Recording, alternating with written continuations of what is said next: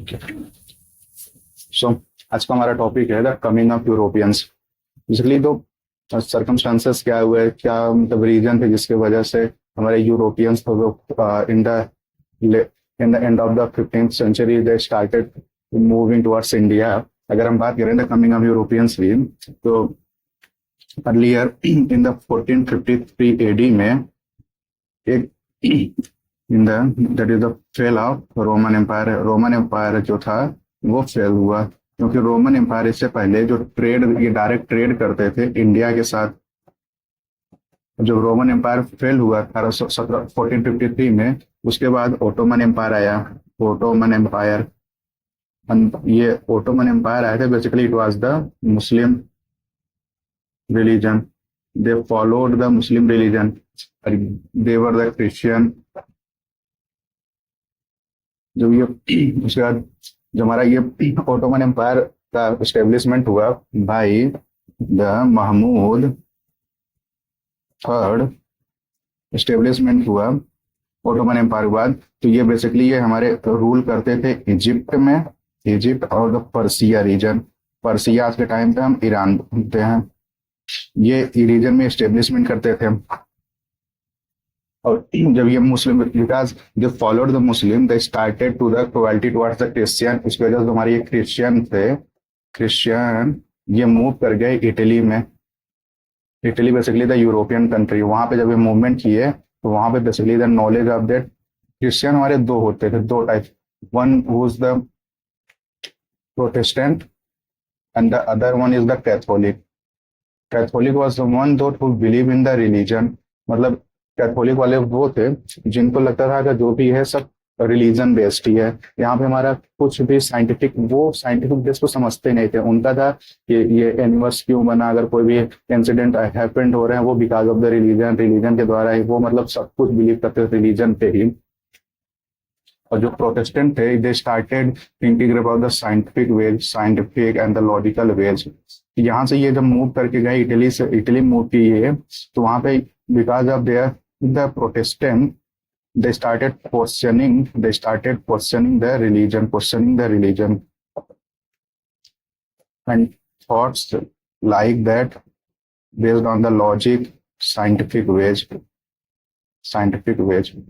और जब ये हमारे जो ओटोमन एम्पायर था, जब ये हमारे पर्सिया और इजिप्ट रीजन पे जब ये कंट्रोल कर लिए थे, ये डायरेक्ट से कंट्रोल करने लगे ट्रेड को। कहाँ, किसके साथ? इंडिया के साथ। अगर हम बात करें, yeah. Suppose this is the India and this is the Africa and this is the Egypt region and this is the Persia region। और ये हमारा ये हमारा हो गया एंड द रेड सी। ये हो गया रेड सी। रेड सी के उसकी वजह से जो हमारे ये ओटोमन थे, ये हमारे डायरेक्ट जो रेड सी वाला ट्रेड रूट था, इस पे इन्होंने डायरेक्ट कंट्रोल कर लिया। जिसकी वजह से इनका जो यूरोपियन जो ट्रेड करते थे दैट वाज नॉट प्रॉफिटेबल, क्योंकि ये हमारे ट्रेड करने के बाद ये मैक्सिमम पार्ट ट्रेड में का हिस्सा मांगने लगे, जिसकी वजह से जो प्रॉफिट था, जो हमारा प्रॉफिट था यूरोपियन का ट्रेड का, वो रिड्यूस हो गया और ये हमारे पूरा कंट्रोल कर लिया।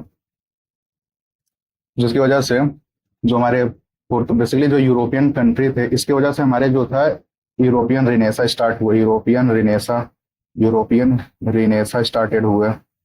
इसमें हमारे basically the countries like Portugal, Spain, ये बेसिकली हमारे जो थे, ये हमारे नए नए इन्वेंशन पे आए। जो हमारे पुर्तगाल के the one is the Prince Henry को बोला जाता था Prince Henry the navigator, because इन्होंने हमारे मैग्नेट वाले आते थे इन द डायरेक्शन वाले मैग्नेट, जो डायरेक्शन शो करते थे, उन्होंने इसका इन्वेंशन किया। और ये हमारे नेविगेटर थे स्पेन, इन्होंने दे स्टार्टेड, तो मतलब नए नए शिपिंग बनाने स्टार्ट किए। मतलब इन्होंने डिफरेंट रूट को इंडिया के साथ कैसे ट्रेड कर सकते हैं, डिफरेंट रूट को सर्च करने के लिए बेसिकली ये कम फॉरवर्ड आए। और इन्होंने फाइनेंस भी किया, जिसकी वजह से सो बेसिकली मतलब मेनी यूरोपियन कंट्रीज जो थे, उन्होंने बोला कि हम कैसे ट्रेड कर सकते हैं इंडिया के साथ, डिफरेंट इन पर न्यू रूट खोजना पड़ा, जिसकी वजह से इन द 1453 में, सॉरी इन द 1494 में एक ट्रीटी साइन हुआ, द ट्रीटी ऑफ टोरडेसिलास। इसके बाद क्या हुआ, ये हमारा एक इमेजिनरी लाइन था, कहाँ पे, इन द अटलांटिक ओशन में, अटलांटिक ओशियन में। इससे क्या हुआ, तो जो हमारा वेस्टर्न पार्ट है, वेस्टर्न में, और this is the eastern part, eastern part it was basically, जो हमारे पुर्तगाल वाले थे, पुर्तगाल थे, इन्होंने बेसिकली ईस्टर्न पार्ट पे सर्च करने के लिए स्टार्ट हुए, और जो हमारे वेस्टर्न पार्ट था इसमें हमारे स्पेन, स्पेन जो था, Spain the western part of the Atlantic ocean, तो ये स्पेन को दिएगा, स्पेन ने सर्च करना स्टार्ट किया the trade routes and the countries. और इन द 1486 में एक हमारे बार्थोलोम्यू डियाज थे, इन्होंने इंडिया को सर्च करने के लिए निकले, इंडिया को सर्च करने के लिए, बट ये हमारे केप ऑफ गुड होप है, यहाँ तक ये पहुंचे, फिर यहाँ से ये वापस आ गया, बिकॉज इसके आगे का इन्होंने ट्रेड का पता, रूट का पता ही नहीं था। बेसिकली ये जो हमारा केप ऑफ गुड होप है, ये है कहाँ, ये है हमारा in the southern tip of the African continent, ये है southern tip of the African continent में। This is the Africa, and this region is the Cape of Good Hope. उसके बाद हमारे न्यू आए थे, उसके बाद हमारे बार्थोलोम्यू डियाज को केप ऑफ गुड होप तक पहुंच गए थे। इवन इन्होंने एक रूट को, मतलब एक नॉट कंप्लीटली, बट एक इन्होंने बोलते हैं ना, अगर रूट को दिखा दिया था कि इसके आगे अगर हम जाएं तो हम इंडिया तक पहुंच सकते हैं। सो इसके बाद आते हैं हमारे इन द 1498 में द पुर्तगीज ट्रेवलर थे, the name was the Vasco da gamma. Actually, he reached them in the Cape of Good Hope, Cape of Good Hope, ये यहाँ तक पहुंचे। फिर यहाँ से इनको एक मर्चेंट थे, जो कि गुजराती मर्चेंट थे, अब्दुल मजीद। इनका कहीं कहीं नाम आता है मजीद।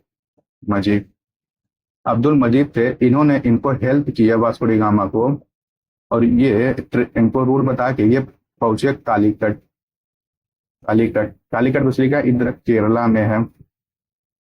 वहां के जो किंग थे जैमोरिन, इन्होंने वास्को डी गामा का वेलकम किया, एंड यहाँ से वास्को डी गामा ने वेलकम किया, और यहाँ पे हमारे वास्को डी गामा जो थे, यहाँ से हमारे ट्रेड किए बेसिकली द स्पाइसेस का। और जब spices eight that time, the spices it was the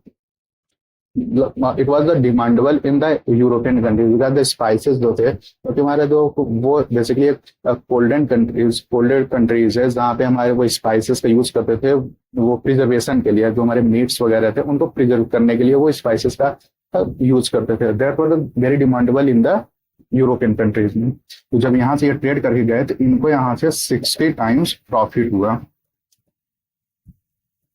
60 time profit हुआ यहाँ से। तो इन्हीं को देखते हुए एक और हमारे थे 1500 में, एक जो थे पेड्रोज इन द 1500 sorry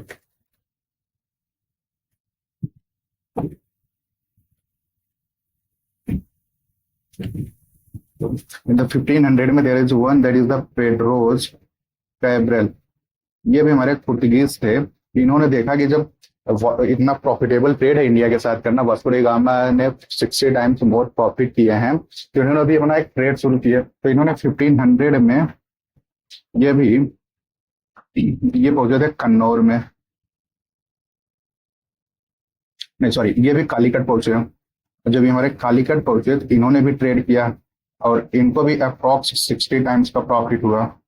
उसके बाद मतलब पुर्तगाल से मतलब मेनी ऑफ द जो हमारे ट्रेडर्स थे, उन्होंने स्टार्टेड किया इंडिया की तरफ मूवमेंट, बट वहाँ की जो गवर्नमेंट थी तो उन्होंने बोला कि हम एक कंपनी बना देते हैं, जिससे आप कंपनी के थ्रू जाओ तो वो काफी बेनिफिटेबल रहेगा।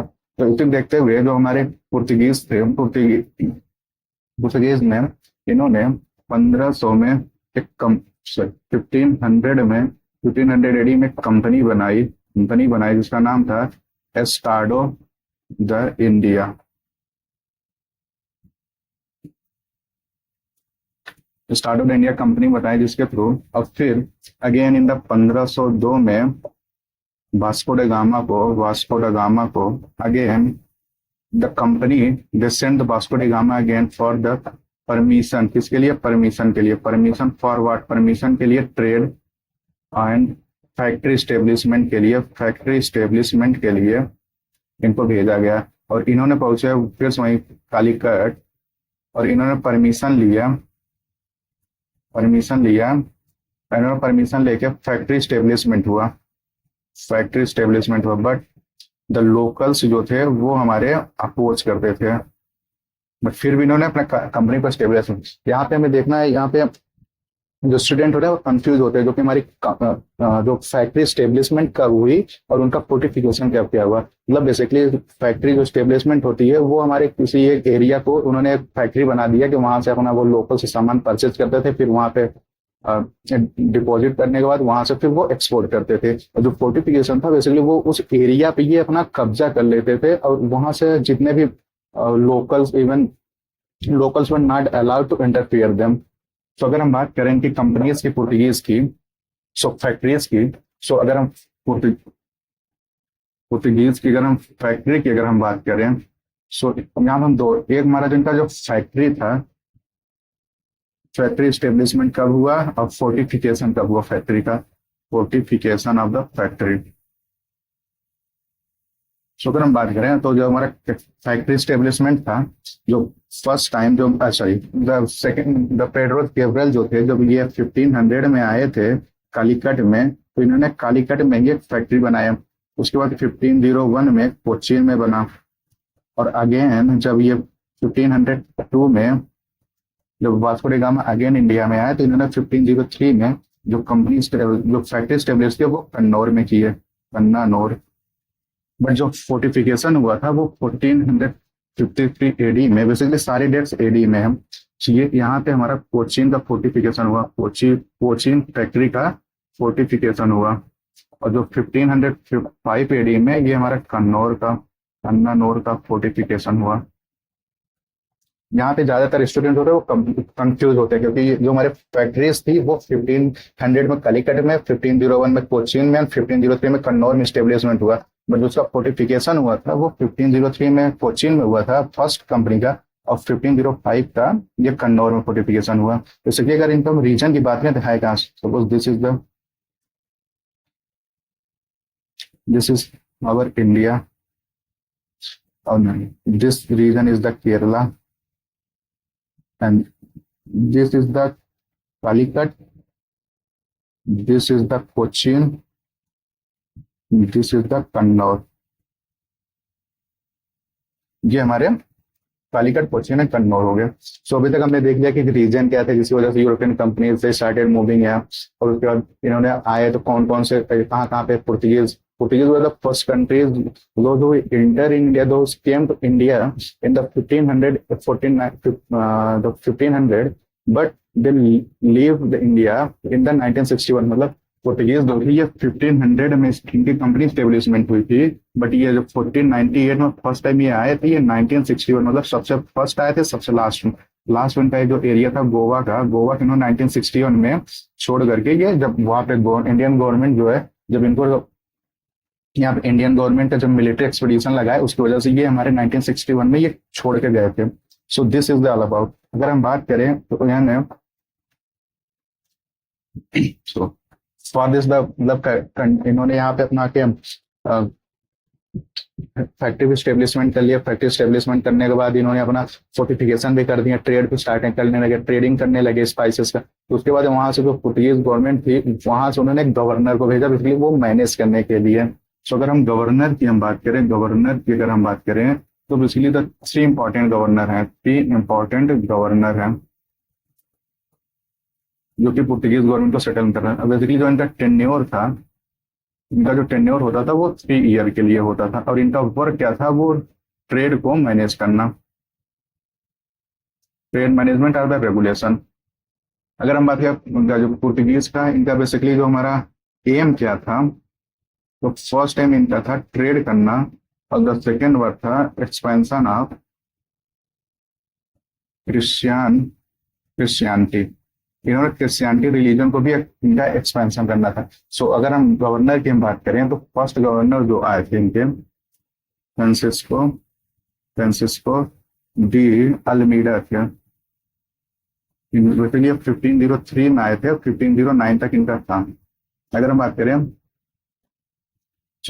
मतलब फ्रांसिस्को डी अल्मीडा को हम नहीं बोल सकते कि रियल फाउंडर थे, बट इन्होंने ऐसे ऐसे इन्होंने अपने different scheme, like Francisco de Almeida जब आए थे 1503 में, that was the started time of the trading. So इन्होंने आते ही 1503 में 1509 तक गया था फ्रांसिस्को डी अल्मीडा। इन्होंने कार्टेज सिस्टम और ब्लू वाटर पॉलिसी, बेसिकली ये क्या था, बेसिकली ये एक हमारा ट्रेड परमिट था, ये एक हमारा ट्रेड परमिट था।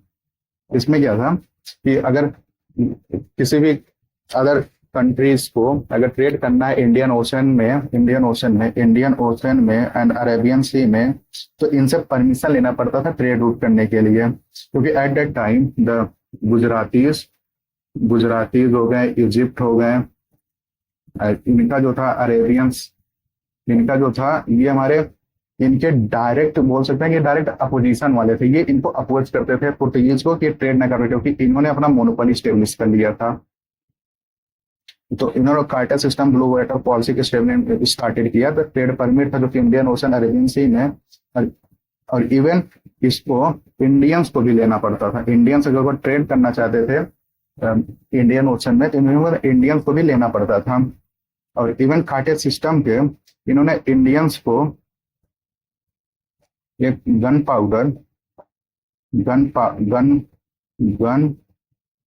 पाउडर और the second thing is the black pepper, ये इन्होंने प्रोहिबिट कर दिया था कि मतलब Indians they didn't trade, Indians they didn't allow to trade the gun powder and black pepper. और इन्होंने क्या किया था इनके साथ, that led to the consultation with the this group. So इनके साथ एक बैटल ऑफ चौल हुआ था, बैटल ऑफ चौल हुआ क्योंकि 1508 एडी में। इसमें क्या था, ये अल्मीडा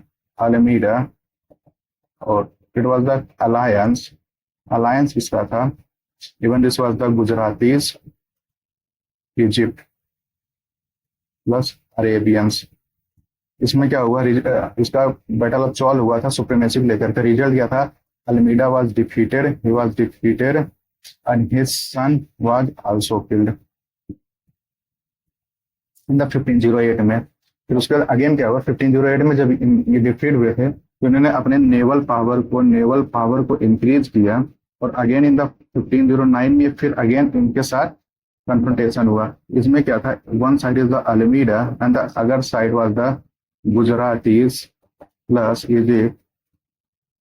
यहाँ पे हमारा one more to understand that, यहाँ पे हमारे जमोरिन था, जो कि जमोरिन वो था, जो कि 1498 में वास्को डी गामा को रिसीव किया था। Even this was also the against of de Almeida, क्योंकि लोकल्स जो थे वो जमोरिन वाज द किंग, उनको प्रेसाइज करते थे कि हम किसी यूरोपियन के साथ ट्रेडिंग ये अलाउ नहीं, क्योंकि जो हमारे गुजरातीज थे इनका मोनोपोली हो गया था।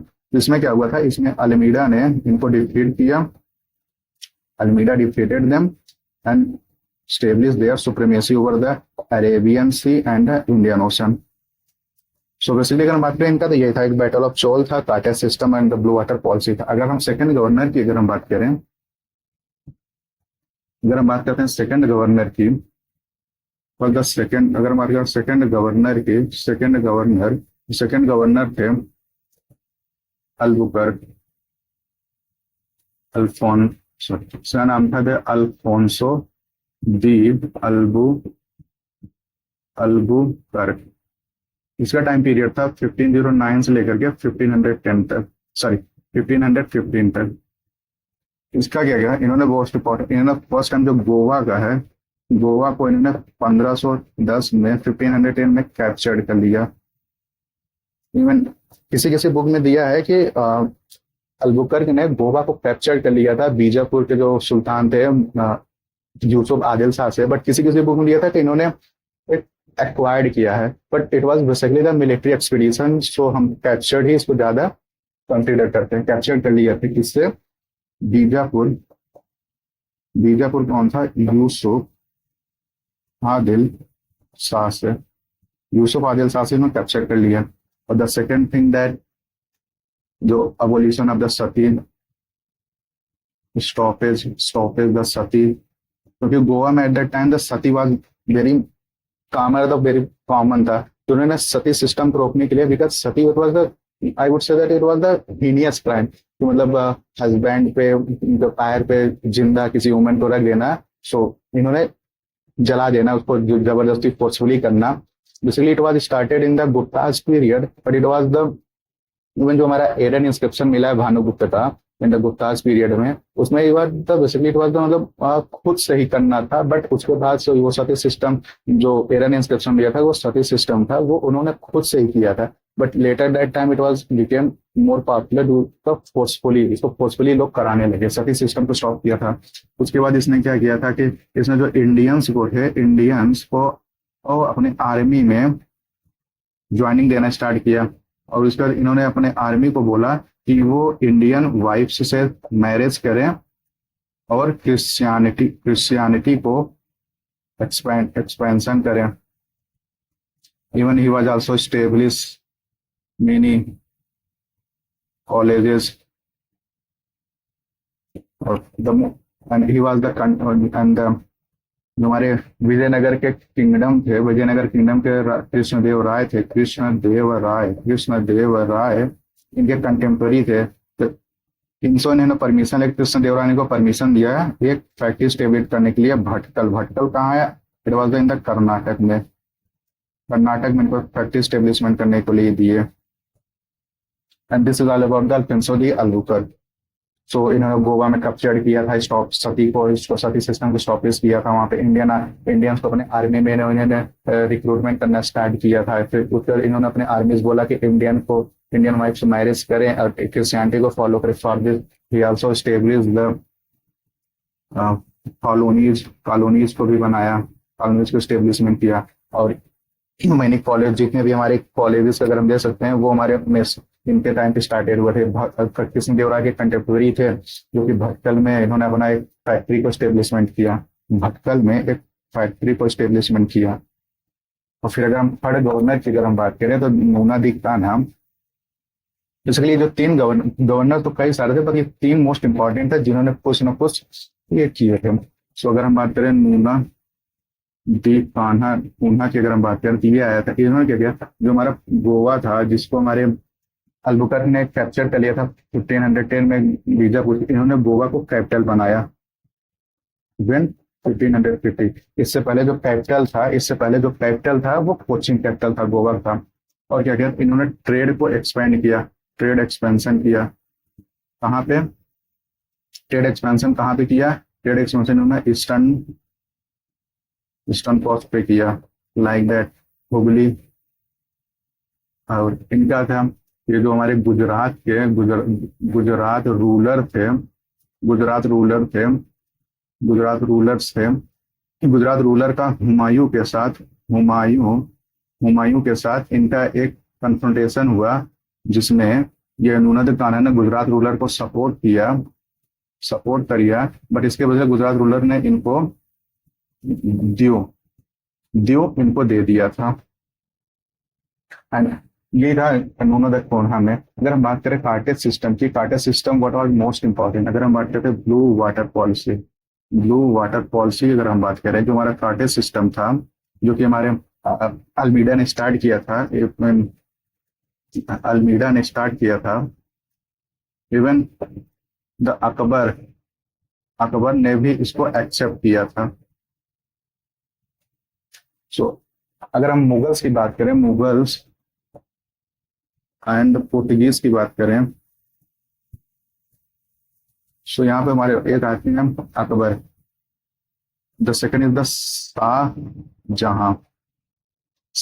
अकबर जो थे, इन्होंने 1579 एडी में इनको परमिशन दिया पुर्तगीज को हुगली में। हुगली में एक हुगली के पास एक रीजन है, जिन्होंने सतगांव में इनको ट्रेड करने के परमिशन दिया। अकबर ने इनको परमिशन दिया हुगली में। बट ये ट्रेड करते थे तो वहां पे इनका जो ट्रेड करते थे उस सदगांव में, ये ट्रेडिंग करने के साथ साथ ये हमारे रूरल स्लेव ट्रेड भी करने स्टार्ट कर दिए। स्लेव ट्रेड, जिसकी वजह से शाहजहां ने, जो बंगाल के गवर्नर थे उस टाइम, बंगाल गवर्नर था उस टाइम कासिम खान इन 1632 में, इन्होंने इनको ऑर्डर दिया कासिम खान को कि जो पुर्तगीज वहां पे क्रूअल स्लेव ट्रेड थे और उसके बाद वहां पे बंगाल से पीपल को वो हमारे परेशान करने लगे थे, तो कासिम खान ने ऑर्डर दिया कि जाओ, और इनका जो पुर्तगीज था, पुर्तगीज स्टेब्लिशमेंट जो था, इन्होंने इसको सीज कर लिया था 1632 में। और 1579 में अकबर ने परमिशन दिया था। And this all about Mughal and Portuguese हो गए। ज्यादा क्योंकि उसके बाद हमारे 1600 के बाद 1608 में जो हमारे इंडियंस, 1608 एडी में जो फर्स्ट टाइम कैप्टन हॉकिंस आया है यहाँ पे इंडिया में, आगरा में, हम जहांगीर से बात किए। उसके बाद पुर्तगीज का जो मेन राइवल हो गए वो ब्रिटिश हो गए, क्योंकि ब्रिटिश जो थे they were more powerful compare to the Portuguese in their naval power, क्योंकि उनके नेवल पावर्स इतने ज्यादा, उनका नेवल पावर इतने इम्प्रूवमेंट वाले टेक्नोलॉजी वाले थे। Portuguese was not able to defeat them, जिसके led to the in the 1612 में एक बैटल ऑफ स्वैली हुआ था। बैटल ऑफ स्वैली का मेन रीजन यही था, जब इन द 1611 में जब थॉमस बेस ये पहुंचे आगरा में जहांगीर से, इसके लिए एक्सपेंशन ऑफ ट्रेड के लिए या ट्रेड कंसेशन के लिए, तो जो हमारे पुर्तगीज थे, इन्होंने बोलते हैं ना हर संभव प्रयास किया कि मतलब इनको ना मिल पाए, जिसके led to the battle of Swally हुआ था between Portuguese and the British. और इसमें नेवल पावर तो जो ब्रिटिश की थी, ब्रिटिश वर मोर डिसिप्लिन थे। तो इसमें डिफीटेड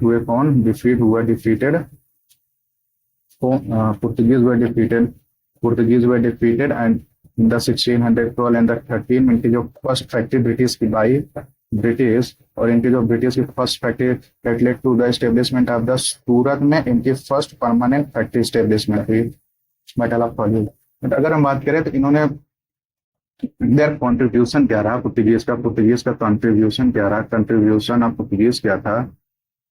पुर्तगीज का कंट्रीब्यूशन की बात करें, फर्स्ट इन द कल्चर में था इंडो गोथिक आर्ट। अगर हम बात करें जो हमारे चर्च थे, Gothic church, in the region of the Goa में, केरला में इनका बहुत ज्यादा देखने मिलता है। और सेकेंड प्रिंटिंग प्रेस इन्होंने 1556 में कोची में प्रिंटिंग प्रेस स्टेब्लिशमेंट हुआ। सम क्रॉप्स भी ये लेके आए थे, लाइक दैट पोटैटो, पाइनएप्पल। और इन्होंने हमारा establishment of the college and schools. This is the point. So this is all about the Portuguese कैसे आए थे, उनको फैक्ट्री कहाँ पे इस्टेब्लिशमेंट किया, कब किया, रीजन क्या था। ये बेसिकली अगर हम बात करें तो ये पुर्तगीज जो थे ये हमारे सदर्न इंडिया में ही क्यों गए, तो अगर हम बात करें तो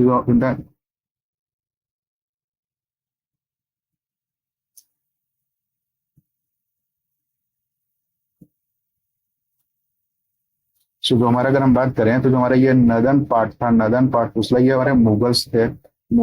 but in the southern India का अगर हम बात करें तो यहाँ पे हमारा एक मुगल्स थे, ये हमारे एक यूनाइटेड थे। मुगल्स यूनाइटेड मतलब इनका एक ये पूरा कवर करते थे, इनका जो पूरा रूल था। पर इन द सदर्न इंडिया में at that time there was the many kingdom was there, like that Bahmani kingdom, Vijayanagara kingdom, मतलब वो आपस में एक दूसरे के साथ लड़ाई झगड़ा करते थे। And that led to the उसकी वजह से क्या हुआ, जब ये एक दूसरे से लड़ाई करते थे सदर्न इंडिया में, मेनी ऑफ द किंगडम थे, उसकी वजह से इनको एक अपॉर्चुनिटी मिली सदर्न इंडिया में ट्रेड करने के लिए।